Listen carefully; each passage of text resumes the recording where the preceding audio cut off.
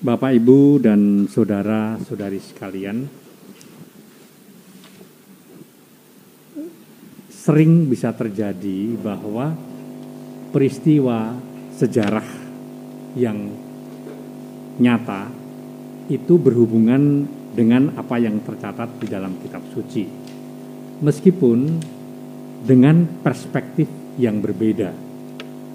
Kalau kita melihat bacaan pertama, Darius itu adalah raja Persia yang mengalahkan Nebukadnezar, penguasa sebelumnya dari Mesopotamia, yang nanti yang akan mengembalikan bangsa Israel dari pembuangan ke Babilonia. Di dalam sejarah penyebabnya tidak disebutkan. Mengapa? Tetapi kalau kita melihat bacaan pertama pada hari ini, nampaknya Darius memang terpesona dengan iman Daniel. Dan apa yang tidak terjawab dalam sejarah terjawab dalam kitab suci. Tetapi kitab suci tetap bukanlah kitab sejarah. Kitab suci tetaplah kitab iman. Demikian juga yang kita lihat di dalam bacaan Injil.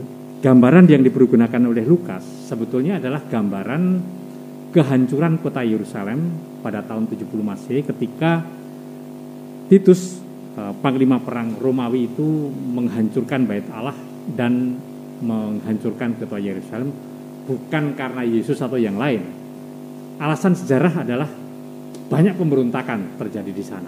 Sehingga demi keamanan maka pemerintah Romawi itu menghancurkan kota Yerusalem. Tetapi dari segi kacamata iman, seperti yang tertulis dalam kitab suci yang kita bacakan, maka kehancuran Yerusalem itu terjadi karena ketidakmauan bangsa Israel menerima Yesus sebagai penyelamat. Sehingga kemudian Yerusalem dibiarkan oleh Tuhan dihancurkan oleh bangsa Romawi. Sehingga kita melihat bahwa apakah ada hubungan antara kitab suci dengan sejarah? Ada hubungan, tetapi tetap penafsirannya dengan kacamata yang berbeda satu sama lain. Karena di dalam kitab suci yang kita tahu, gambaran mengenai akhir zaman yang kita akui sebagai iman kita, itu adalah gambaran di mana akan terjadi hal-hal yang membuat orang tergoncang imannya. Demikian juga sebetulnya yang situasi yang dihadapi oleh Daniel. Dia memang dicoba, tetapi karena imannya yang begitu kuat, dia membiarkan masuk ke dalam singa karena dia percaya Tuhan pasti akan berbuat sesuatu. Demikian juga yang terjadi dalam bacaan Injil.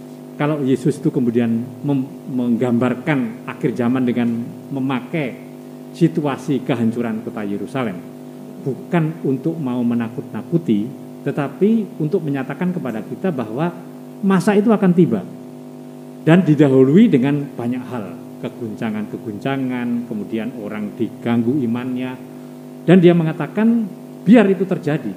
Justru kalau kita mau bertahan dengan iman kita, maka kita akan diselamatkan persis seperti Daniel.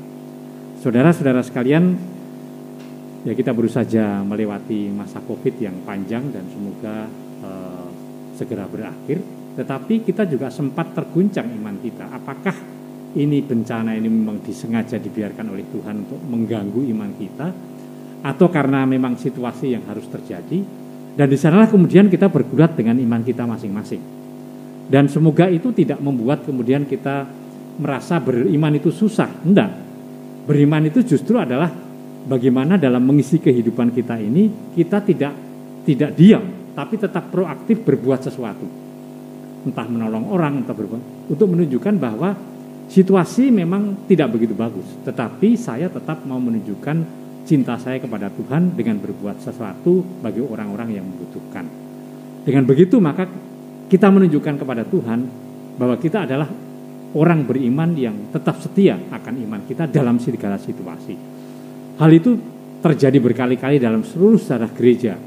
Kalau kita melihat bagaimana kemartiran dan bagaimana tindakan heroik yang dilakukan oleh jemaat pertama, tetap setia kepada Tuhan, dan mereka yakin apa yang mereka lakukan itu adalah sesuatu yang menunjukkan bahwa situasi apapun juga tidak membuat kita jauh dari Tuhan.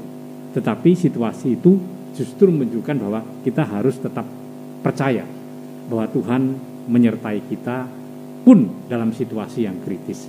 Saudara-saudara sekalian, semoga kita mempunyai iman seperti Daniel. Amin.